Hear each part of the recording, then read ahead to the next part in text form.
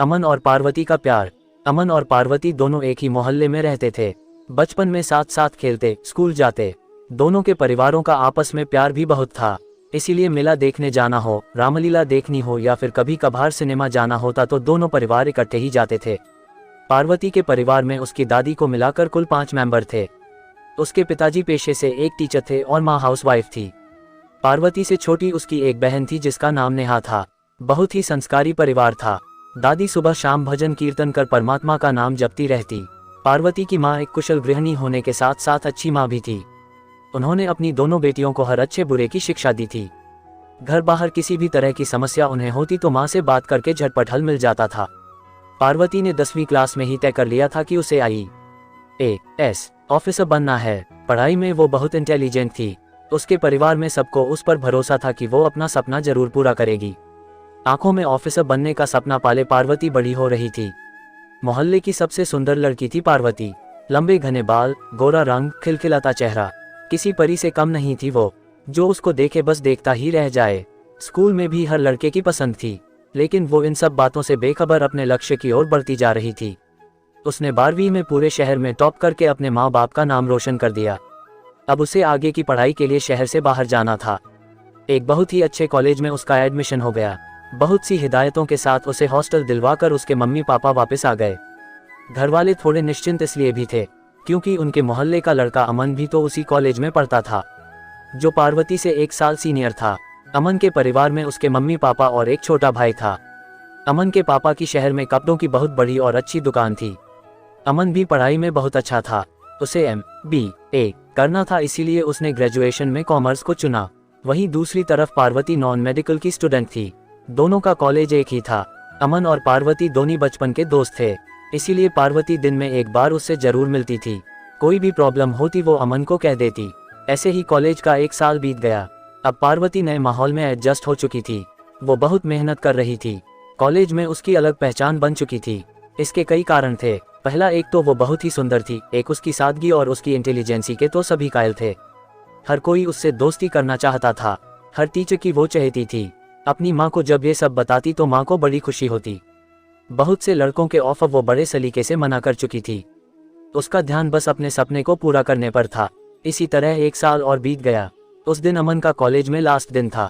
वो पार्वती से मिला और उसे अपने दिल की सारी बातें बड़ी सादगी से कह डाली। अमन ने कहा, मुझे पता है कि तुम्हारी खूबसूरती से इम्प्रेस होकर लड़के आए दिन तुम्हें प्रपोज करते रहते हैं, लेकिन मैं सच कह रहा हूँ, मैं तुम्हारी सादगी को बचपन से ही पसंद करता हूँ। पहले मुझे लगा ये महज एक लगाव होगा जो अक्सर युवावस्था में हो ही जाता है, लेकिन जैसे जैसे मैं मैच्योर हुआ समझ आया कि ये प्यार है। कई बार तुमसे कहना चाहा लेकिन डरता था कि प्यार के चक्कर में कहीं तुम्हारी दोस्ती से भी हाथ धो बैठूं। यकीन मानो, अगर तुम इतनी खूबसूरत भी ना होती तो भी मैं तुम्हें इतना ही प्यार करता। पार्वती उसे एकटक देखे ही जा रही थी। बीते सालों में न जाने कितने लड़कों को ना बोल चुकी थी, लेकिन अमन का अचानक इस तरह से अपने प्यार का इजहार करना उसे कुछ समझ नहीं आ रहा था कि क्या कहे।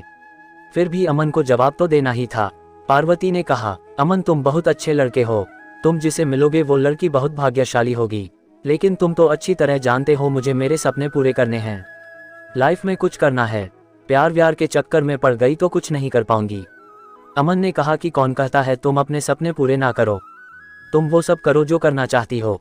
मैं अपने मन की बात तुम्हें आज भी नहीं कहता, लेकिन मुझे MBA करने विदेश जाना है। जाने से पहले तुम्हें सब कह देना चाहता था। मैं तुम्हारी हाँ का इंतजार करूंगा। इतना कहकर अमन वहां से चला जाता है। पार्वती थोड़ी उदास हो जाती है। फिर सोचती है कि अगले हफ्ते घर जाऊंगी तो माँ को सब बता दूंगी। अगले हफ्ते पार्वती घर चली गई। अब की बार थोड़ी खोई खोई सी थी। माँ ने ये बात तुरंत भांप ली कि कोई तो बात है जो पार्वती बेचैन लग रही है। दिन के बाद सब काम निपटा कर माँ बेटी छत पर चली गई।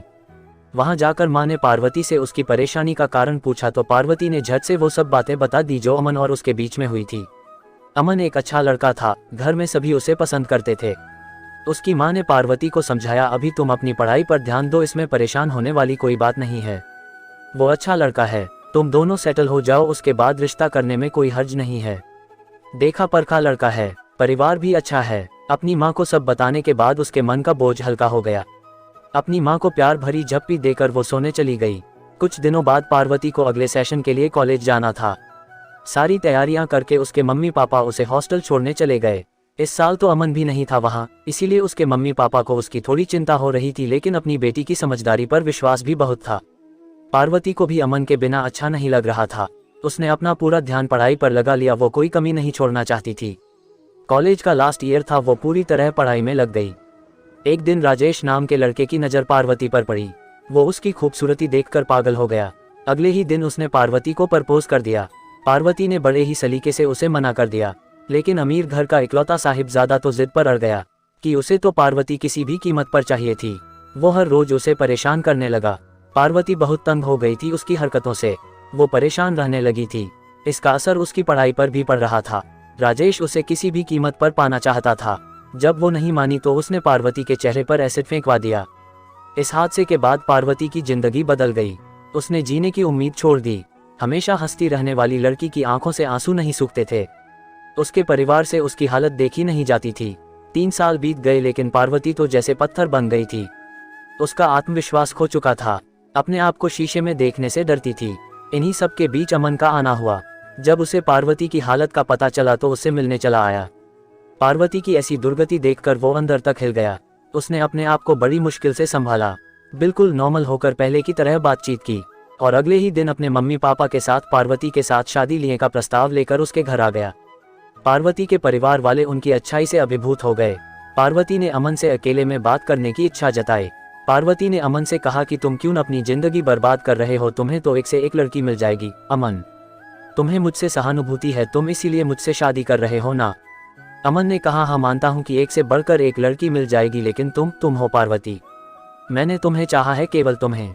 मैं तुम्हें आज भी उतना ही प्यार करता हूँ जितना पहले करता था, और तुमने जो सपना देखा था वो तुम अब भी पूरा कर सकती हो। मैं तुम्हारे साथ हूँ। पार्वती की आंखों से आंसू बहने लगे। वो अमन के गले लगकर खूब रोई। रोते रोते कह रही थी, मैं दुनिया की सबसे खुशनसीब लड़की हूँ जो तुम जैसा हमसफर मिला। आपको ये कहानी कैसी लगी कमेंट करके ज़रूर बताएं। वीडियो अच्छी लगी तो लाइक करें। इस तरह की और कहानी सुनने के लिए चैनल को सब्सक्राइब करें।